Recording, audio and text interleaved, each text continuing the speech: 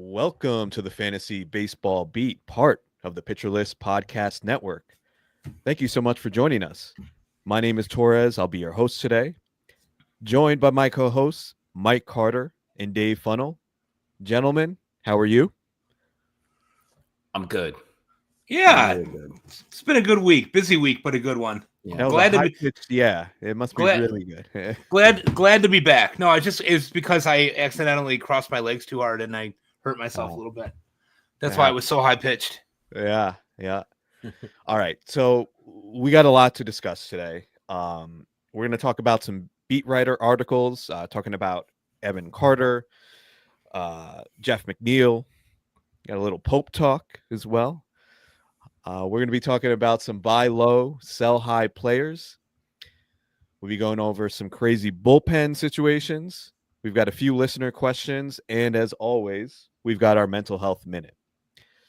But before we move forward, there's some housekeeping that I think we need to do. And I think anybody who was listening to the show back in March, you probably remember we had quite a debate on the show about whether Mike was going to continue with the show. And what kind of sparked all of that was that Mike missed an episode. I think that one was our Mets episode. And we looked at the download and listen numbers, afterward. And we saw that we broke our personal record without Mike on the show. It was a big spike.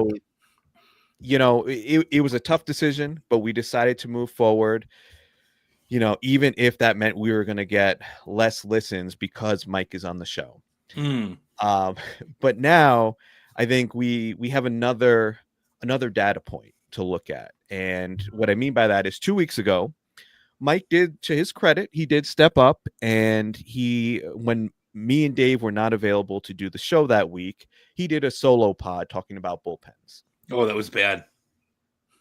It was rough. Actually, it was good. It was good. Me talking for 45 minutes straight is something that no one needs. Ever, anywhere. So that was 2 weeks ago. And then last week, Mike couldn't join us. So it was just me and Dave. And I figured this is the best test, right? So we can take a look, and I've got the numbers pulled up here.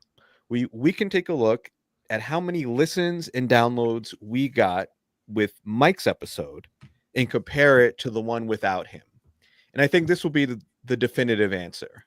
So Mike, I don't know, how are you feeling as we get ready for the big reveal to see, whether or not you're going to continue on the show? Well, if we're basing it on how many people listen to my, trash talking about bullpens for 45 minutes compared to when you guys were on and had a great guest as well, which I will add that I helped line up. Excuses. Yeah, okay. No, I think if we're basing it on that, I'm guessing I'm done. I'm guessing I'm off the show. Yeah. Okay. I'm guessing. There's gonna be a huge disparity in the numbers between a great show like what you guys did last week and then me just flying solo by myself for 45 minutes. Yeah. Okay. Dave, what are you thinking right now? How do you feel about the possibility that this could be the end for Mike? I think we can't even continue. We'd have to just say, just cut his mic after if it turns out that his show didn't do as well. Yeah, it's difficult because I know that 2 weeks ago we made the sacrifice to give him the spotlight. Right. And now it might be something that I don't know if we come to regret that or not. We went out of our way to allow him to, talk for 45 minutes. And now, I don't know. I'm a little torn, but I think if you guys had told me that I was on the line then, I probably would have prepared a little bit differently and would have maybe gone about things a little bit differently. I don't know. Maybe I would have got a Capri Sun and had a cat meowing in the background. Maybe I would have tried to make it a little more homey for everybody. I don't know. Yeah, that could have helped the ratings. All right. So, Mike, for your episode, this is using the Pitcher List feed. Okay. We got 2,262 downloads since that episode was released 2 weeks ago. So that one itself got 2,262. Just those poor people that tuned in. expecting to hear all of us talking, Right. instead heard me. But that download that goes in my tally, even if 3 people listen to it. Bro, this isn't even real. I hadn't looked at the numbers. I deliberately did not look at them because I knew we were going to talk about this. For our episode, we got 2,264 downloads. Wow. 2 more than Okay. yours. Wow. Dave, I Huh. don't know, man. Like, is that within the margin of error? It is. I know that we had five days to accumulate this, whereas Mike had like a week and a half. So Mm. I mean, when you think about He it had that more time, way, Yeah. we've got like within the next week, we've got like the sky's the limit. Yeah. Well, I wonder if you guys should demand a recount. I mean, that's pretty close. It didn't seem like it should be that close. That's really wild, man. Like 2 download difference between Wow. that's crazy. Yeah.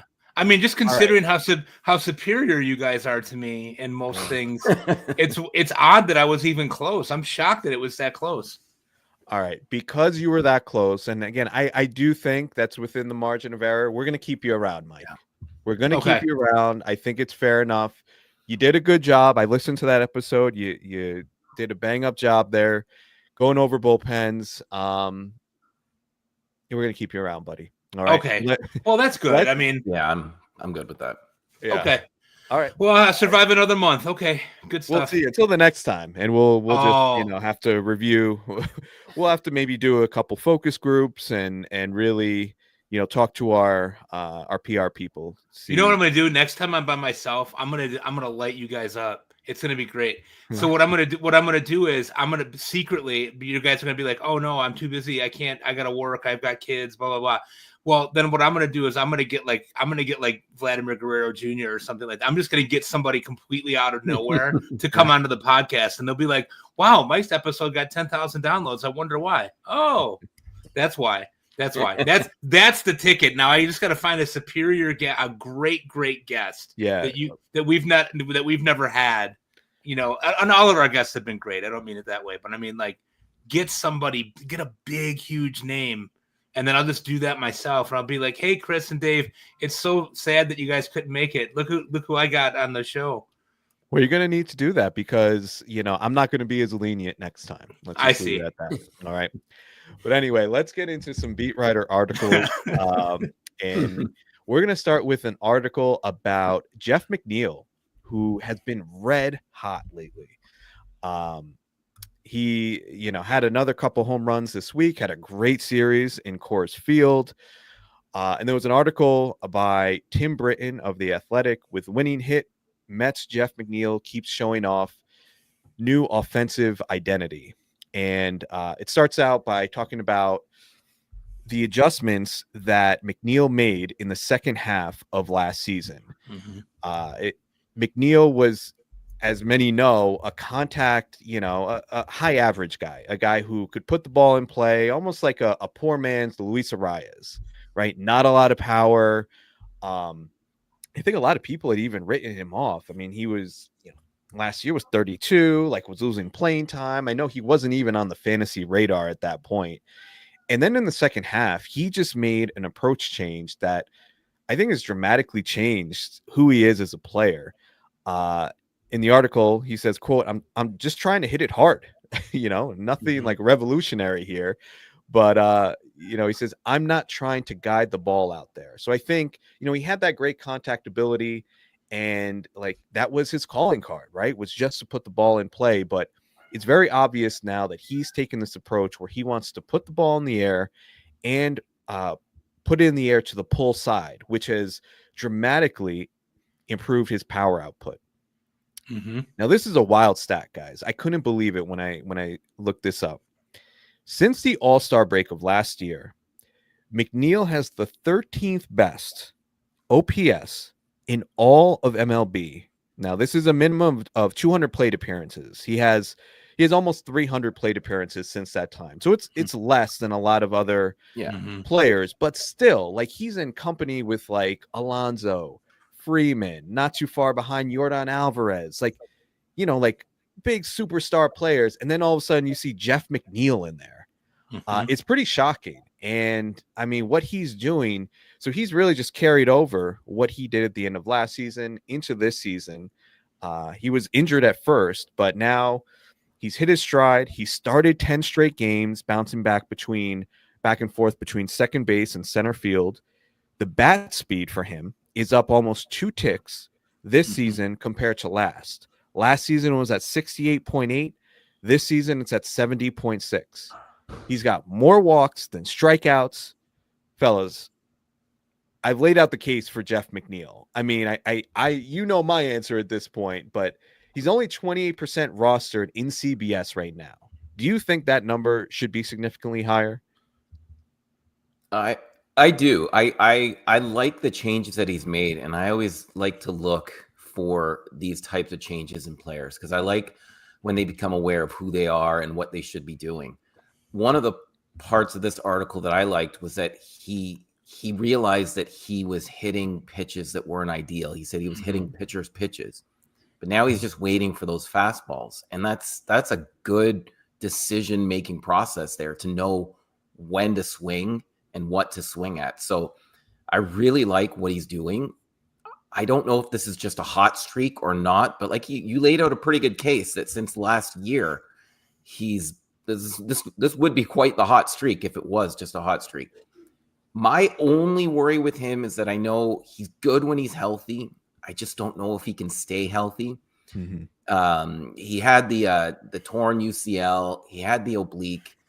I'm worried that swinging harder might actually re-trigger that oblique, but that might also be me just nitpicking.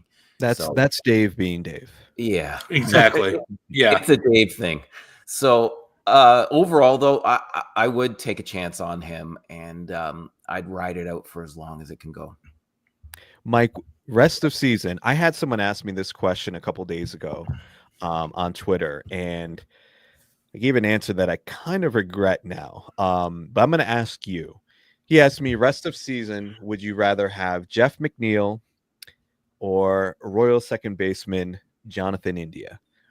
Yeah, McNeil for sure. I mean, You think so? Okay. The thing is, I always like Jonathan India, but he's not really putting anything together here that looks sustainable in a good way. He's like very inconsistent all year. Even though I love the fact that he's hitting leadoff in that lineup most nights, McNeil looks like a guy that can really kind of keep this going. It's interesting when you were talking about him, and I was looking at his spray charts on Statcast and how different they are from what they were 2 years ago. He's got a very pull heavy approach, especially in the air, as you pointed out, but he's still not striking out. He's striking out less than he's ever struck out before. So the changes that he's making seem to be working. And what I like about this for him is that he's hitting up a higher in the lineup behind Pete Alonso, and he really looks like playing time is kind of a sure thing. I mean, if you look at who's on the Mets bench, you know better than I do, being a New Yorker and following these teams. I mean, they've got Acuna, they've got Jared Young, they've got Starling Marte on their bench. Like, he's really at no risk of losing playing time here. I really like him. I think that this is a good bet for the rest of the year. The playing time, if he keeps hitting like this, what can you do, right? Like, the Mets can't take him out of the lineup. Now, he's going to continue at this pace? Most likely not. I think it does become a little bit of a tricky situation when Vientos comes back. So you're going to have Vientos, Mauricio, McNeil, Acuna, Marte, Beatty. Like, they've got a lot of pieces there that are, can play different positions. So I think the only risk with McNeil is if he slows down a little bit. I think you could see him starting to lose at bats to left-handers like he was initially, right? Yeah. So I think that's probably the most likely outcome, but I think if he's available in your league, Vientos, I don't know. Dave, do you know when he's scheduled to come back? Another week or two? I'd have to look up specifics, but Okay. I don't think it was as serious as it was first believed. Yeah. But I think you are right that once he does come back, there's going to be some playing time issues there because they are pretty like they've got a lot of great options. Loaded. They're gonna send Beatty down. I don't know, man. He's hitting really well, playing good defense. Not in June. He had a really good May, but he's hitting $135 in June. Okay. He's got maybe one I'm just home run. misremembering. I'm remembering that hot stretch and kind of haven't been paying as close attention since. Well, and his strikeouts are up too this month. Yeah. He's 11 strikeouts and 37 at bats. So, okay. All right, that would be my guess. I mean, the reason why I'm looking at that is because I have Beatty in a couple places where right when he came up and was hot, I had him, and now I got to look to replace him this weekend. Vientos was jogging and hitting a couple days ago, and it's a low-grade hamstring strain. So, yeah, probably not as serious as as long of an absence as we might think.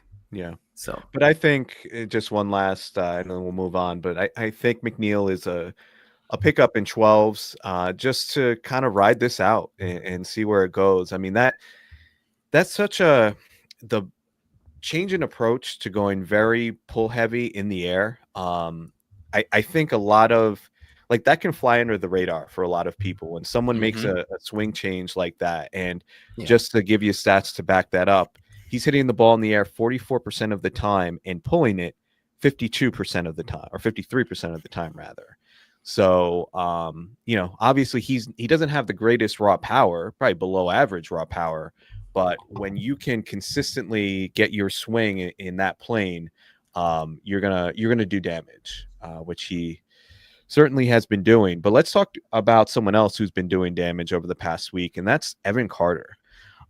So Dave, you had posted this on our Twitter account. You can follow us on Twitter, by the way, at FantasyBeat. You've been doing a great job, by the way, with posting articles on there. Thank you for that. And you found a good one today called "The Mental Growth Behind Carter's Current Tear" by Kennedy Landry of MLB.com. Mm-hmm.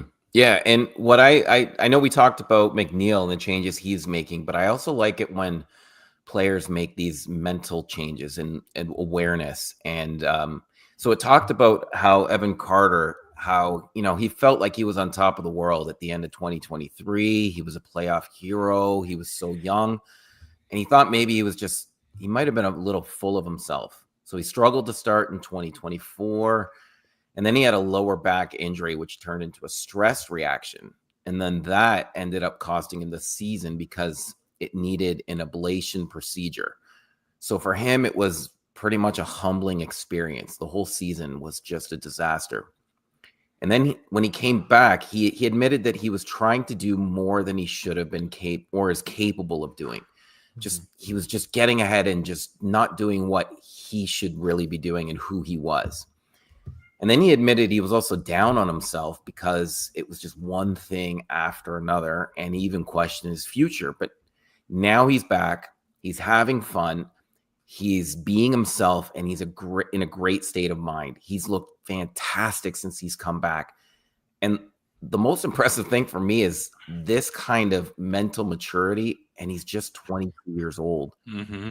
So I like Evan Carter. I loved him at the beginning of the season as a nice bounce back.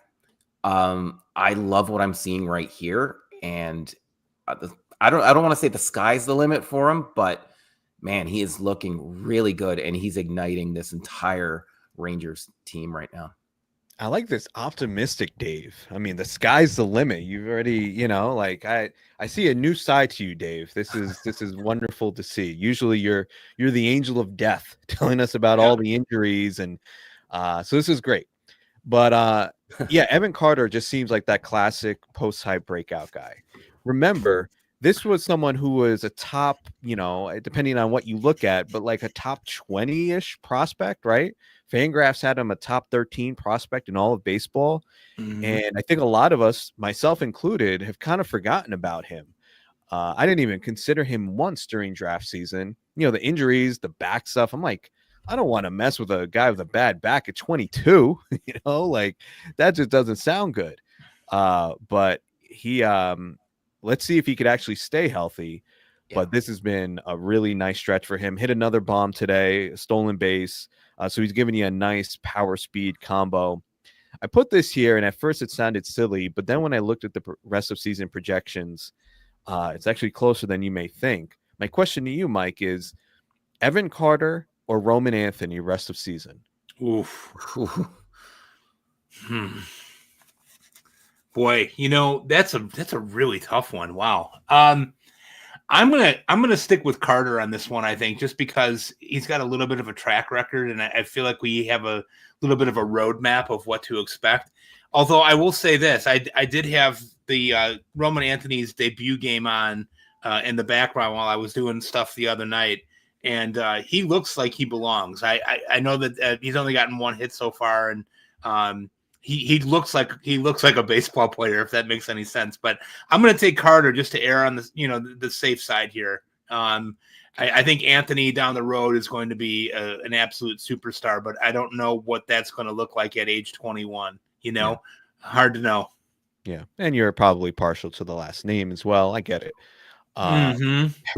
But yeah, their projections are almost identical. And what's funny about it is, like, if they were both available in Fab, I mean, Anthony's probably gone in most leagues. Well, yeah, you could just look at the rostership percentages. I don't have them in front of me, but I would imagine Anthony is a lot more owned than Evan Carter. And if he was available in Fab, Roman Anthony, like in an NFBC like main event, would probably go for like $400. Right. Whereas Evan Carter may go for, I don't know, 50. And it's just amazing how we kind of value these guys. Even if the projections say they're the same, it's the shiny new toy syndrome, right? Amen. Roman Anthony is the unlimited potential, so we're going to go crazy and try to bet on that upside. So in Yahoo, the Roman psychology Anthony behind the game is just, I find fascinating. Sorry, in Yahoo, Roman Anthony is 65% owned, and to your point, Evan Carter's 21%. Yeah, well, I mean, look at that. That's it's crazy. Yeah. But anyway, we are going to talk about the Pope. Let's talk about the Pope. Yes, let's talk about the Pope. Yes. Yeah, I don't know how much fantasy relevance this discussion is going to have, but I mean, we've got the Pope wearing a White Sox hat, and there was actually an article about this on MLB.com called "Confirmed Fan Pope Leo Wears White Sox Hat at Vatican" by Jason Foster and Scott Merkin, a friend of the show. And I just think that's just so cool. I'm like excited for you, Mike. Like you had obviously as rough a season as any fan could have last year. But you've got a man who has a direct line of communication to God, who now is a proclaimed White Sox fan. You've got some nice young players coming up. You've got Kyle Teal. You're showing signs of life. Like things are turning around. So I just have to get your thoughts on all of this. The team looking better. Pope Leo, tell me, how are you feeling right now? Well, first off, I want you to pay attention that I took out my Southside T-shirt. This is something that only somebody from the Southside can wear. So I've resurrected it. See what I did there? I resurrected it. Yeah, see what you did. Yeah. To coincide with our conversation about the White Sox, because I will tell you this: the White Sox are doing things differently. I've talked about this, and nobody wants to listen. I am right about this. Getting Brian Bannister and Josh Barfield into the farm system to change what they were doing pitching wise and hitting wise is starting to pay dividends. The White Sox are a watchable baseball team again. Notice I did not say good. They're watchable again. Yeah, but that's a big step. Yeah, they're doing things the right way. So people, Kyle Teal getting called up was really a bit of a surprise, but he looks the part too. He gets on base. He hits the ball the other way. He can catch. One of the things that I would like people to consider, I write on Rotoballer about, players that are low rostered on Yahoo. And there's a couple of guys that the White Sox have that could actually really be helpful to people. One being Chase Meidroth, who is completely flying under the radar in a lot of leagues, and he should not be. I know this, if you look at the StatCast, you'll be like, okay, yeah, right, Mike, whatever. There's a lot of blue, whatever. Doesn't strike out. He gets on base via the walk. He's stealing bases. He's hitting 296. He's got 8 stolen bases. He's playing a really good shortstop for them, even though when he came up, it looked like he was going to play second base, but the Sox don't have a shortstop. And so Meidroth took that spot over, and it's been quiet. Haven't heard anybody say that they don't have a shortstop again now. But guys like Meidroth and Miguel Vargas and Kyle Teal are guys that strike out at really low rates, walk at high rates, and are putting the bat to the ball. In fact, I bet you neither one of you knew this. Chuck Garfien tweeted out today. He's one of the White Sox cover reporters on the TV station. Mentioned today that the White Sox are leading all of baseball in walks over the last 2 weeks. So they're finding ways to get on base. They're finding ways to get guys over. They're not hitting a lot of home runs, but they're scoring more runs. And their pitching staff is better than what people think it is. Shane Smith is a name that you should know if you don't know. He's been really, really good. He's a Rule 5 pick that they got, and they put him in. He's really been their ace. And has been consistent every time he's been out, 5 or 6 strikeouts, holding teams to 1 or 2 runs almost every time he's out there. Davis Martin has been good. So what they're doing is really biding time because they're going to trade Luis Robert as soon as he looks like he can play baseball again. He actually looks a little bit more invigorated the last week since they're showing signs of life. He made a couple of really nice plays in the outfield, hit a 2-run homer the other night. They're going to get rid of him. They'll get rid of Davis Martin. Anybody that's got value that's not tied down, they're going to get rid of. But the other night, they had 7 rookies make a difference in that game against Houston. They beat Houston. And Grant Taylor, who is a guy that I've mentioned on the show before, is another guy that we should probably put a circle around because he's going to be their closer at some point this year. His first pitch that he threw in the major leagues this week was 101.5 miles an hour. So a lot of people don't know that because he got hurt when he was at LSU. But when he was at LSU, he was the number 1 starter before Skeens got there. Now, obviously, Skeens became Skeens, and Grant Taylor tore his UCL. It's been a long time coming back, but they've put him in the bullpen. The White Sox like to do this with those high-profile arms that they draft. They did it with Chris Sale. They did it with Mark Burley. They did it with Garrett Crochet. So they're kind of following that playbook on this. But the White Sox, I don't want to say they're exciting. It's exciting to me because of the fact that they've been so bad for the last 3 years. But it's exciting to see that they have guys that look like they know how to play baseball a little bit, which is sort of fun for me. Who do you think is Pope Leo's favorite player? Oh, that's easy. It's Raisel Iglesias for sure. Iglesias means church in Spanish. Right. And Christian, what about on the White Sox, though? Well, Christian Encarnacion Strand. I mean, who doesn't love him? Dave Funnell loves CES. I do. He does. Do you think he's more of a do you think he's a Luis Robert guy or No, I don't think so. No, I think the Pope is, the area that he's from is a very blue collar, roll up your sleeves, bring your lunch pail to work kind of Meidroth guy. He's a Meidroth guy, probably because that's how Meidroth is. I think Teal's got a little bit of that dog in him too. Yeah. You gotta get the Pope on when we're away. There's your guest. Oh my God! Well, how great! That would be amazing, wouldn't it? Be like, hey, Pope Leo 14. Just wanted to say thanks for joining us tonight. Oh wait, Chris and Dave can't be here. That might do some numbers. Yeah. That might beat our our episode with Jason Beck. I'm gonna bet you. I'll bet you both $5. I'll bet you both $5. I'll bet you I could get his phone number by the end of the month. $5? I know people. I'm just saying. People who know people. Yeah, the Southsiders. Oh my God, wouldn't that be great? And how much money would you give me if I called him by his real first name, Bob? It's just still so bizarre to think. Like like when I see pictures of him too, I'm like, it's just crazy. Like the Pope, you just don't think is like, first of all, an American, right? And like just a dude from Chicago who went to Villanova. Like it just doesn't compute, I don't know. But the memes are great. The memes have been great since that happened. But getting back to what you were saying, seriously, with some of these White Sox, like they've got actually fantasy relevant pieces. And yes, I wanted to just highlight Miguel Vargas, who I was kind of out on. I was totally out on. I forget kind of. I was totally out on him. Figured, he didn't really do anything with the Dodgers, and he goes to the moribund White Sox, and he looked depressed last year being there. I'm like, this guy, he may never recover from this. And I remember I was busting our buddy Nathan Grimm his chops because he's a big Miguel Vargas guy for Mm-hmm. years, and I'm like, what do you see in him? I don't understand. Do you like that he can't hit? Like, is this what is?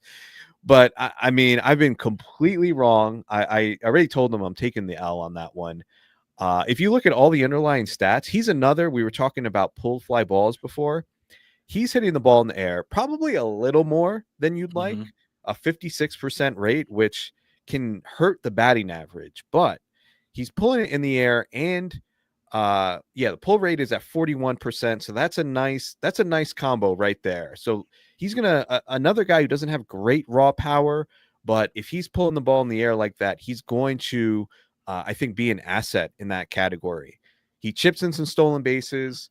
Average is probably going to be around 250-ish. If you look at rest of season projections, Miguel Vargas actually rates out pretty highly based on what he's shown so far. So not a guy that probably a lot of people are on, especially in like 12 teamers. I have him in an OC, which is a 12 teamer. He's got position flexibility, first, third, and outfield. I think he's a useful piece. Yeah, he puts the bat on the ball, and he doesn't strike out. He doesn't chase. I'm telling you, the White Sox are going for a profile with hitters now. They have a guy. They need to have somebody. This is what they're going to do. I'm going to predict this right now.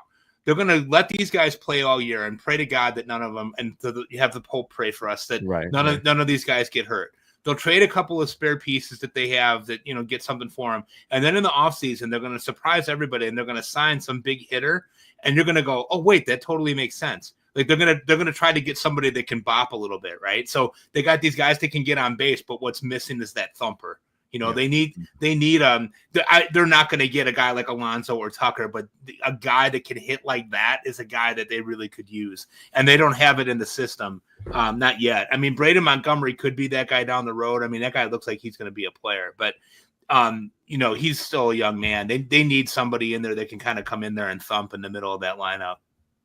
I love to see excitement, man. Love to see you back with the passion for the Chicago White Sox. It's fun. It's fun. Like they're not going to win a lot of games. They're going to play better than what they've won 5 of their last 8, which around here is like, it's like the Yankees. You know what I mean? Like we're like, wow, this is great. And did you guys know that the night that Teal got called up, they sold out the stadium? The people have been waiting for this. They've been waiting for a reason to get excited, and they have a little bit of reason to start getting a little bit cautiously optimistic. I wouldn't say excited. But let's just see where it goes and let those guys play a little bit. What you said about Vargas is spot on. I agreed with Nathan at the time, too, if you recall, because I said, look, this is a guy that he just needs to play. Just leave him alone. Just don't talk to him. Don't point at him. Just let him play. He's played third base. And then when Vaughn was terrible, they put him over at first base. He's done everything without complaining. He just keeps playing. Yeah. All right. We are going to take a quick commercial break. We will be back to talk some sell high and buy low players. All right, we are back. So we're going to start with some players that have gotten off to some fast starts that we think you should be selling high on. And not, this isn't a completely original segment, but hopefully this can be helpful. And I think there's some names on here that people may be a little surprised by. So we're going to talk to Dave first, because I haven't heard from you. Mike was so amped up about the White Sox, so we just had to. I'm just so happy that I'm still on the show. I thought I was getting kicked out. No, everything is kind of working out for you right now, Mike. Yeah. But Dave, tell us who your sell high player is. I was a little surprised to see this one, but let's see what you got. All right. Yeah, my sell high guy right now is Cal Raleigh. I think he's been great, and he's helped me and my teams, and I absolutely love him. But his looking within the numbers, some things just it's a career season, and I just don't know if he can continue it based off his history. So his 256 batting average right now, it's higher than any other year's batting average or XBA. He's got a career high walk rate at 13.5. Career low K rate at 26.4. It's hard to sustain, power anytime higher than 26.4 and maintain a batting average like that. And he's got 7 stolen bases so far. I don't know where they came from, but he's got them. The dumper. the dumper with 7 Big stolen dumper. bases. Yeah. Big dumper, yeah. He's got a career best batting average against all types of pitches as well. So he's just mashing and seeing everything. I know he got one of those torpedo bats midway through, I think it was April, and he's been on fire ever since. He leads the league in pulled air rate as well, 38.8%. So he's just driving that ball and it's in the air and he's hitting it hard. He's got career highs everywhere. He's likely going to the home run derby. I don't know how that's going to affect him with fatigue possibly afterwards. If I have him right now, I would try and sell high if people need a catcher. You might be able to get, if it's a one catcher league, you might be able to get a catcher to replace him and a piece.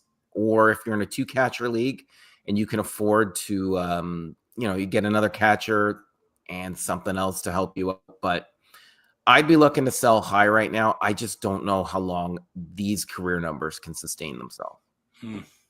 All right. Sell high for Dave is Cal Raleigh. Mike, who do you got? You're probably going to be surprised by this one too, because it's a guy that I love and I drafted all over, and that's Pete Crow Armstrong. And the reason why I say that is that, and at the risk of sounding sacrilegious, see what I did there? A whole religion episode here for me. PCA, as he's referred to here in Chicago, is showing some signs of cracking in the veneer here. He started off the season obviously not great, and then in April he was phenomenal. He had 312, 6 home runs, 19 RBIs, 11 steals. Followed that up in June with 9 more home runs. In May, 9 home runs and 29 RBIs. But the strikeout rate started to creep up and the steals went down. He stole 5 bases in May. Why do I keep saying that? It's middle of June right now. But in 108 at-bats, he struck out 34 times. And that's a little concerning. So let's fast forward to June. He's down to 263. Not that that's bad. He's got a couple of home runs. The steals are down to 4, but all 4 of those were the first 2 games of the month. And he has struck out 9 times in 38 at-bats against only 2 walks. What I'm worried about here is that the league is starting to catch up. And I did a little bit of diving around today. Not that I had a ton of time to be able to do that, but I started looking at how the league is pitching him. And it was pretty interesting to see that the pitch percentage, if you look at the pitch percentage, he's getting fewer fastballs now than he had been in other years. He's played part of 2 seasons, obviously, with the Cubs here. But if we take a look at what's going on with this season in particular, you notice that he's really starting to get fooled and start striking out and chasing more on other pitches. And so the K percentage is going up, especially on off-speed stuff. So in May, his percentage of strikeouts on off-speed stuff was 5.3. Now, granted, that's a month-long sample size, but right now in June, it's 33.3%. That's a huge jump. And so I'm a little concerned that maybe while the season's been great, that maybe he's showing some signs of the swing and miss that we know is there, and that batting average could crater. This guy could be easily a 230 hitter if that kind of keeps going. I mean, his XBA right now is 263. He's at 271 overall, but that's been dropping consistently over the last couple of weeks. Now, obviously, the glove and the speed are going to continue to play. We know that, but his K percentage is rising. His walk percentage is less than 5%. His chase percentage is 44%, guys. So it seems to me as if the league might be starting to figure out Mr. PCA a little bit. And if there's somebody who really recognizes, especially a Cubs fan, who thinks that he's the second coming, you might want to think about trading him for something that you could really use. I'm considering it in leagues where I have him. If I get a good offer, I would move him, especially if I could get a pitcher. For the love of God, all my pitchers are in the infirmary. Don't even talk to me, Dave. Don't look at me. Don't say a word. Yeah. I mean, that makes sense.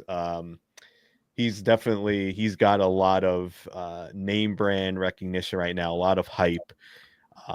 Sometimes I hear like these sell high segments or someone will ask about a player like, should I sell high? And it's like, dude, no one wants that play. Like people are going to see through that. Whereas PCA, even Cal Raleigh before, these are guys that right now, like, have gotten so much hype that if you put an offer out there, looking, that these guys are on the block, you're going to get some people interested. So I think good calls on both of them.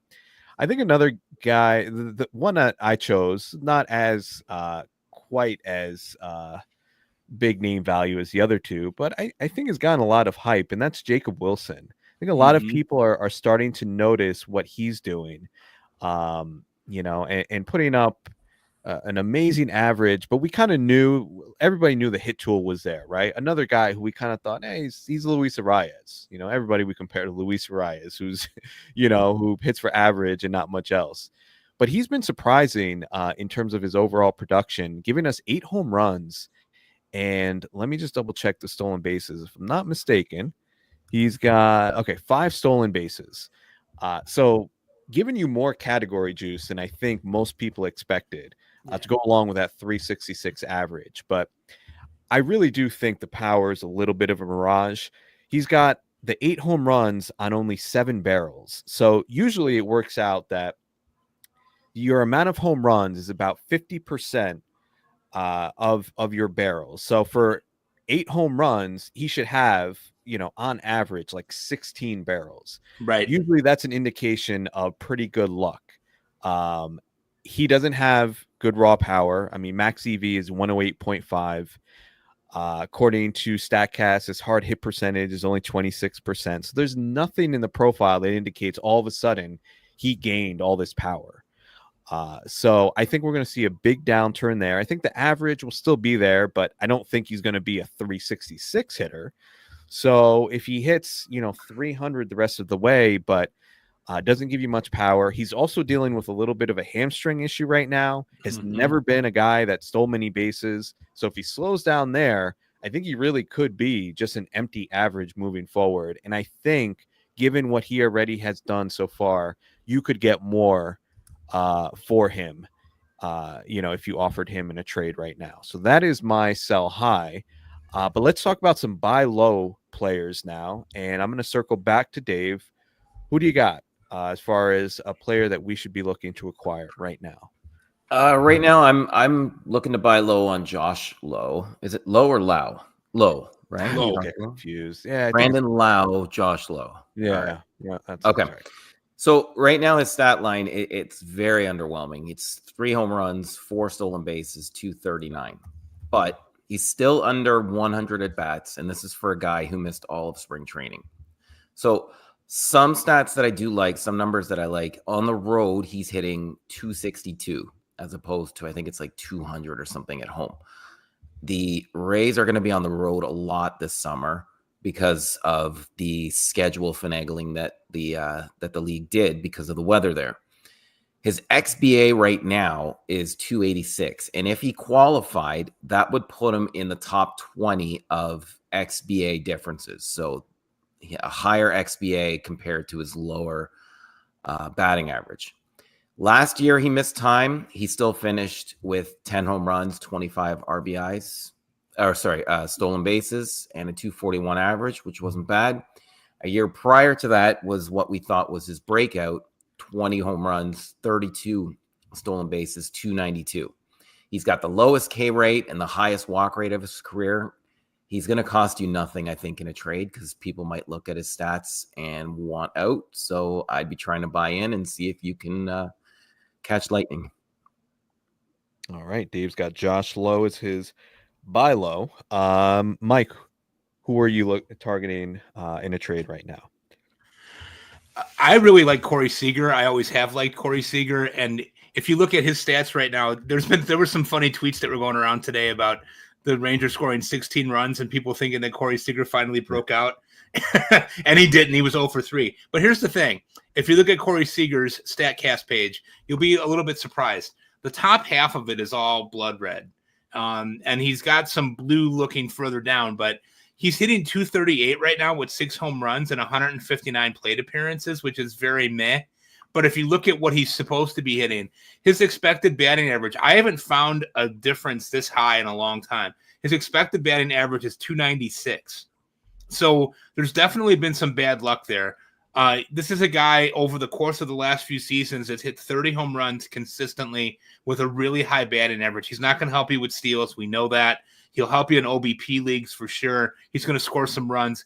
You know, I think a lot of people are kind of throwing the towel in on him because they're looking at other shortstops, like you mentioned, Jacob Wilson, who are having really good years so far, and they're kind of discounting the fact that Seager's probably still got another 320 at bats in him, at least, right? And 350 at bats maybe if he stays healthy. I know health is always a thing with him, but this guy barrels up the baseball, 14.7% barrel percentage, 52.3% hard hit percentage. Average exit velocity is 93 miles an hour, which puts him in the 92nd percentile. It's just a matter of time until these things start falling in for him.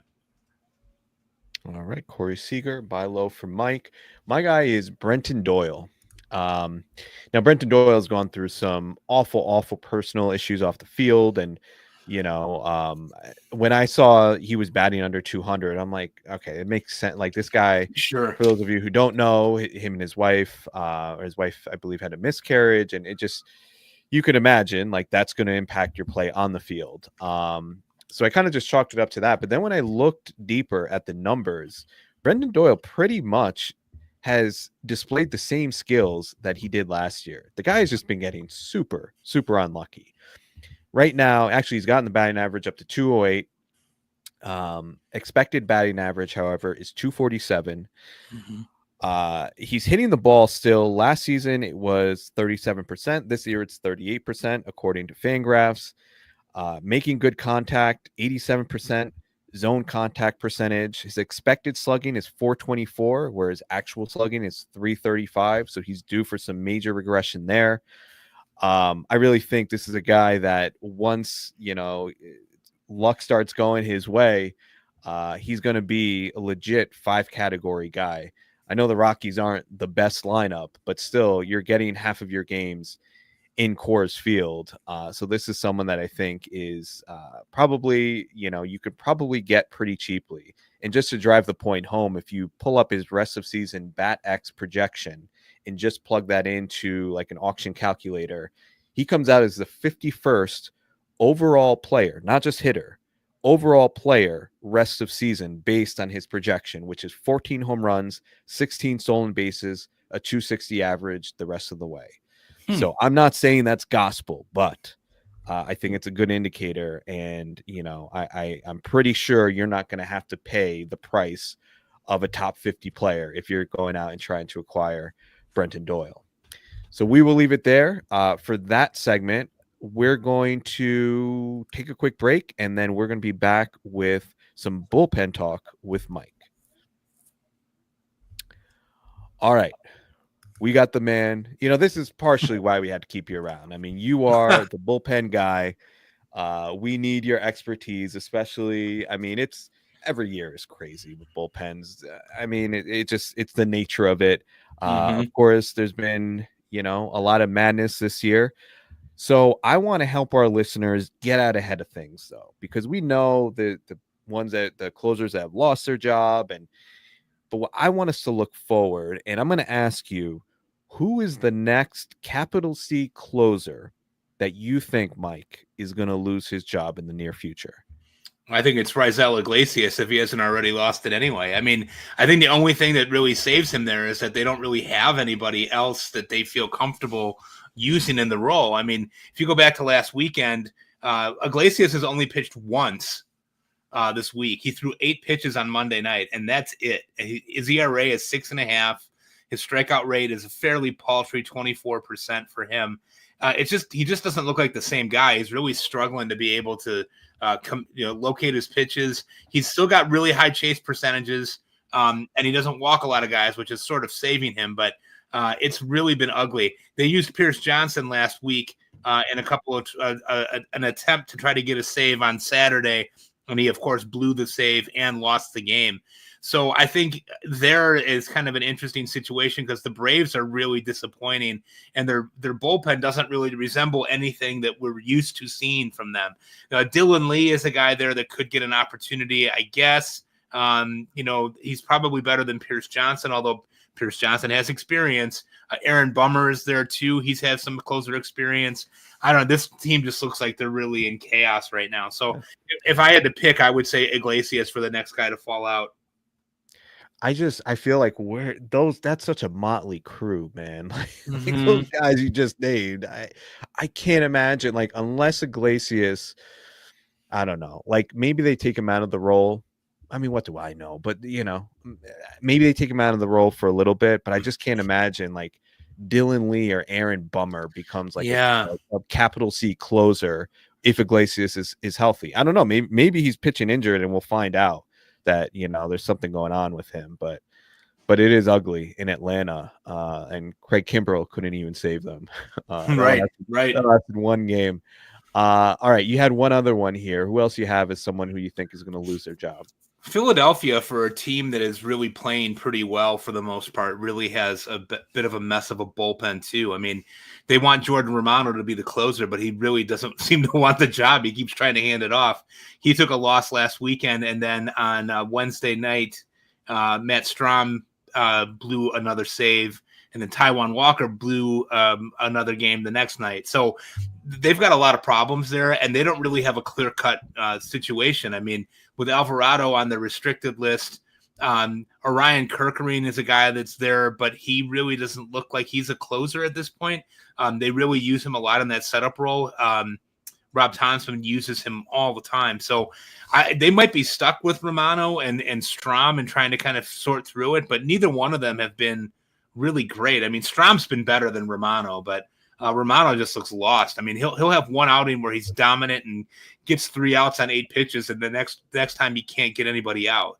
So they've got trouble there. They're going to have to address that. But here's the question: what closers are going to be available for them to be able to get at the trade deadline? That remains to be seen. But it might not be a very robust closer market at the trade deadline. What is David Robertson doing these days? I don't understand. There's so many teams right now that could use a guy like him in the closer role. Yeah, I think what he's doing is waiting. I think he's waiting to see who's. Like, we're into June. Like, he's got to get established somewhere, right, and ramp up, I would think. Yeah, historically, though, the thing that's interesting about Robertson, though, and you're totally right. I mean, conventional wisdom says, yes, you're absolutely right. He's 40. He doesn't need a lot of time to get ready. He's probably been throwing in anticipation of waiting to see who's going to have an opening. I think what he's doing is waiting to see who's really serious come July 1st in terms of who's really going to be in it for the playoffs, and then he's going to go there. He's not going to go to some team that's not got a shot to win the whole thing. The Cubs are looking like they could use some help. Texas obviously is screaming out for help. There's a number of teams I think that could be looking for it. Philadelphia would be a good fit for him too. Yeah. He could still really throw, so I think that's what he's really waiting for. Yeah, he was really good last year. Yeah.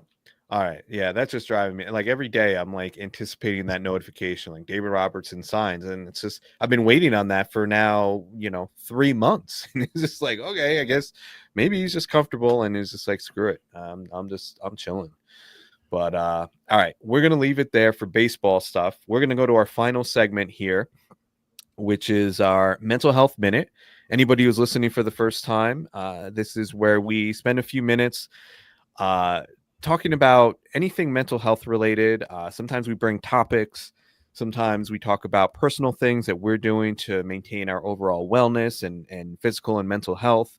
This week, we're going to do a little bit different.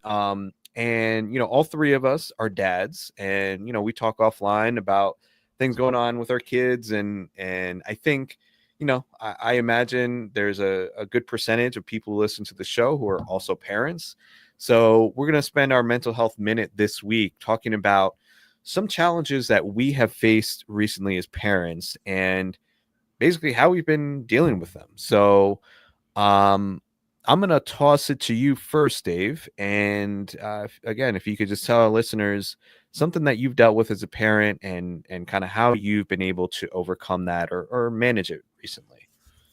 Yeah. So for me, I've got 2 boys that are, in their teens or just about to be in their teens.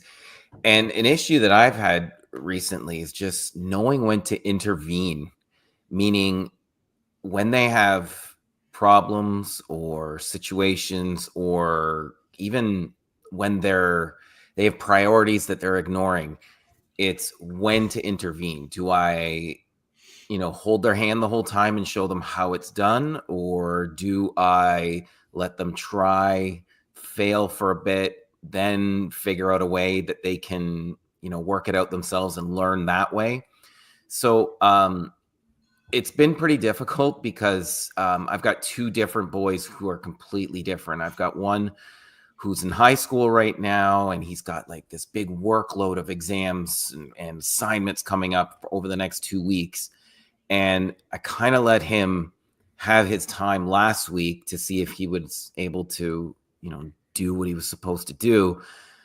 He didn't. So yesterday we had to actually sit down, and I just showed him, if you plan this out and you have this, and on one day you can accomplish this one day, this another day, compartmentalize it, just break it up into little pieces, just showing him that it's okay to feel a little overwhelmed, but when you spread it out, it's not going to be that bad. But you got to apply yourself and you got to work with it.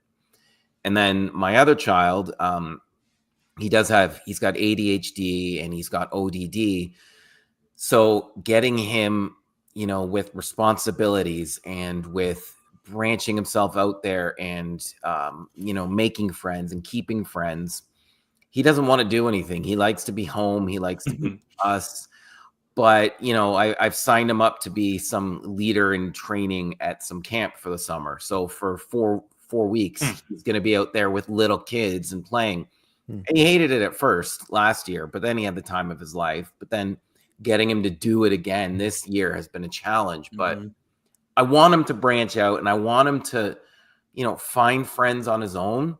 But on the other hand, it's just eventually you got to step in there and show them the way, and then let them go and be themselves. Yeah. Well, thanks for sharing that. Yeah. I mean, it's such a delicate balance that you try to strike, because you don't want to solve their problems or take on too much, because then they don't know how to do things for themselves. Right. But you also don't want to let them completely flounder, and, and then that can be damaging, right? Because of those negative experiences. So it's definitely a tough balance to strike. I'm sure there are parents out there listening who can, I know I can identify with what you're sharing, and I'm sure there are others who can as well. Mike, what about you? What challenges have you been facing recently? It's interesting because I'll kind of echo what Dave said. I mean, mine's a little different, just in the fact that I have two teenagers as well. My daughter is 18, just turned 18, and is getting ready to go to college here in a couple of months.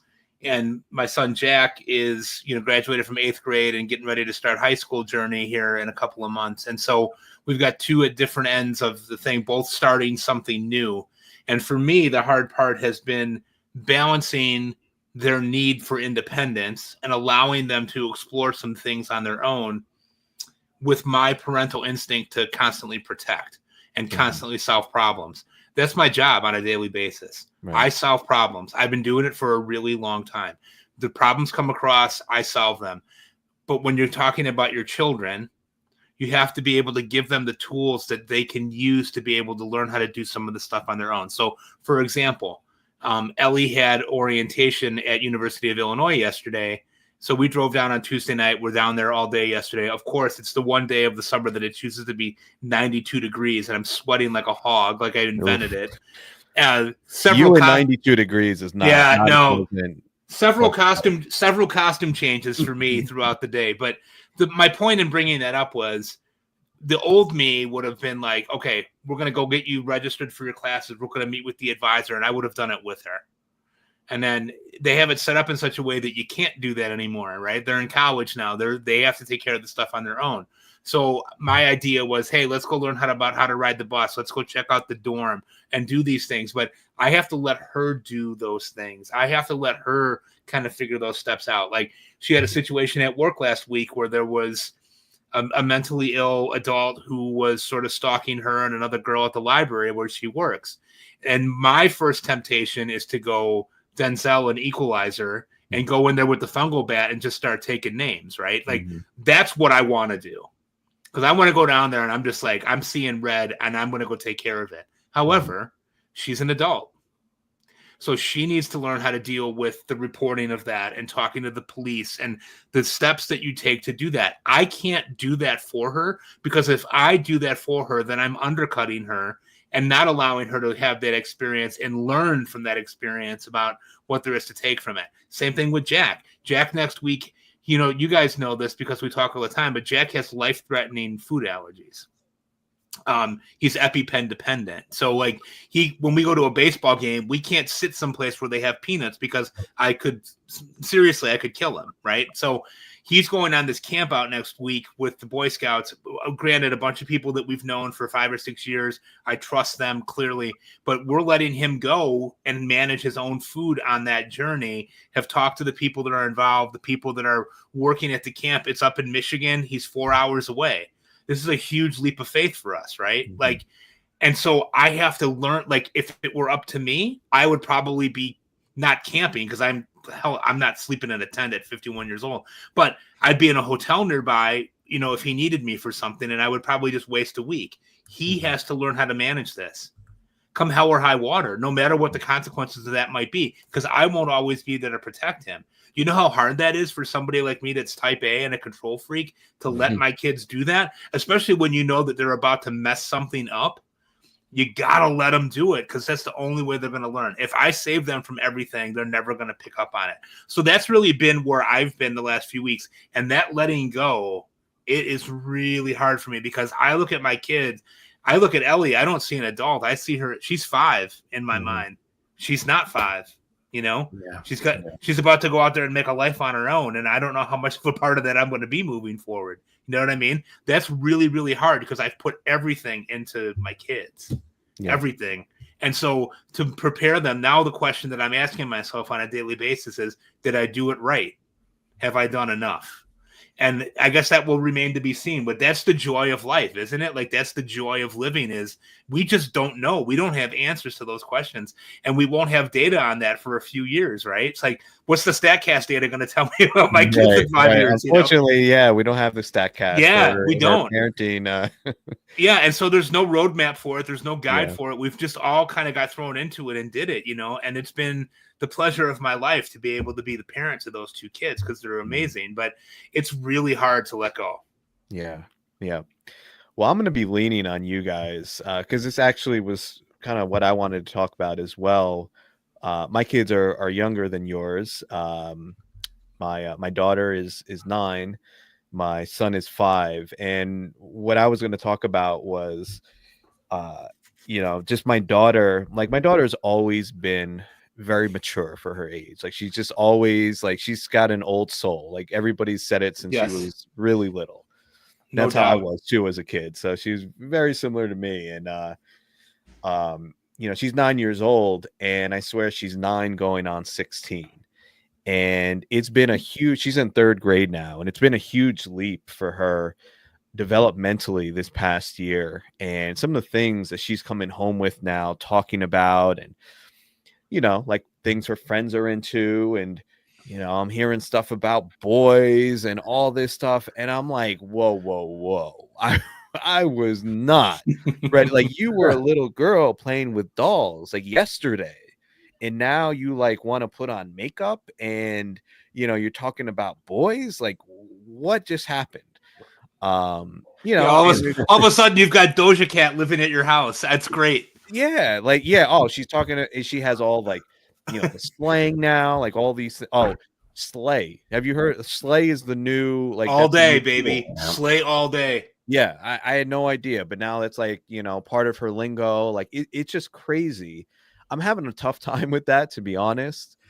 Just again, because how quickly it just seemed, like, overnight, it just seemed to change. Like, she took this step, and you know, she's dealing now with a lot of, like, you know, there's drama with girls at school, and you know, kind of like what you guys were saying, like, I'm trying to navigate and figure out, like, how much do I help her solve these issues? You know, what kind of role do I take?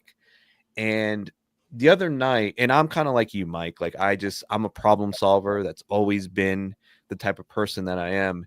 And my first instinct, she was telling me, some stuff with this girl who like said something that wasn't nice to her. And,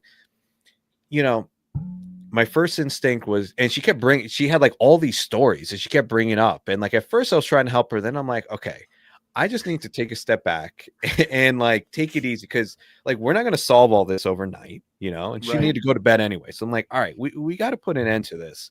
And I kind of ended it by saying, listen, kiddo, like some of these things are part of life. You're going to be figuring this stuff out as you go. And I'm going to be here to help you. But just know, I can't solve everything for you, but I'm going to be here. I'm going to be that steady presence for you. And you're not in this alone. You have me, you have mommy, you have, her grandma's Abba, or her other grandma is Mimi. You have this tribe around you that is here to support you. And I felt like in that moment, just for her to hear that, it kind of like calmed her down. That was And a I think we perfect all have answer, that by the way. instinct, like, That was the perfect answer. Really well done. Yeah. thank you. Thanks. Yeah. did well. And it just seemed like that was like just so reassuring for her. And that was kind of how like I was freaking out a little bit because I'm like, oh my God, like this is just like this is so much, for her and like for me to hear all this. And I just like how is she gonna deal with this? And it kind of calmed myself down and her to just remind her, you are not alone. You've got people here that have your back. So but yeah, I mean, to be continued. I'm sure I'll be reaching out to you guys getting advice because you've been through it, and it's not easy. It's a work in progress, boys. It's a What's work that? in progress. It's a work in progress. We're all a work in progress, and we're all going to make mistakes. But take it one sleigh at a time. One sleigh at a time. Yeah, Sleigh all day. And any parents who are out there who this discussion, it kind of resonates with them, they can relate to it or feel like they're going through a tough time with some of this stuff, please, we're a baseball show, but you can reach out to us. We're just three regular dads who we love baseball, but we're much more than just fantasy baseball nerds. So if anybody needs support around that type of stuff and just needs someone to talk to about that, certainly our DMs are open. So for sure, we are going to leave it there. We'll be back next week. Who do we have next week, Mike? Who do we have lined up tentatively? Jake Rill is going to be on with us next week. Nice. Awesome. Jake Rill talking Orioles. That'll be a really good episode. So looking forward to that. So stay tuned. But that is it for today. For Dave Funnel, for Mike Carter, I'm Chris Torres. Thank you for listening to the Fantasy Baseball Beat.